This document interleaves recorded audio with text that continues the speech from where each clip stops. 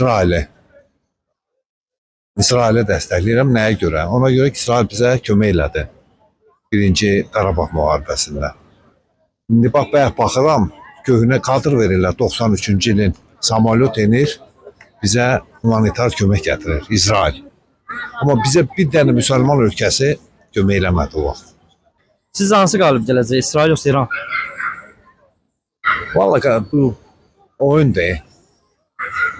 İndi de düz de onu bombalayır, bu bunu bombalayır. Bu da bizə böyük siyasət var.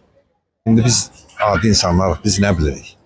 Belə qalsa, gücə qalsa, qarşı İsrail müharibəni udacaq. Ona görə də arxasında Amerika kimi dövlət durur. Heç bir dövlətin tərəfini saxlamıram. Siyasət üçün elə bir şeydir ki, dövlətlər öz aralarında arazılığa gəlməlidir. Burada müdafiə nəyə ehtiyac var? Hegemon dövlətlər öz hegemonluğunu göstərmək istəyir. İran'a indi əsassız səbəb olaraq hücuma keçiblər. Məruz qalıb İran bu hücumlara.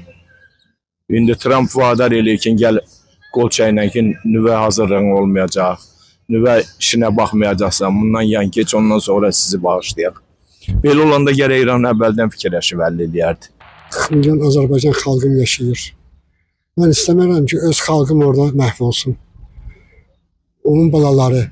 Tapırsın, Allah eləməsin, bura açsala mən öz balam kimi neyini yerəm? Düzdür, qardaş. Ha?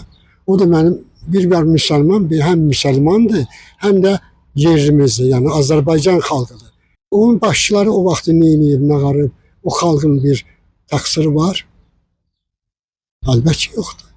Sizcə hansı ölkə qalib gələcək? İran yoxsa İsrail? İran? Deməli.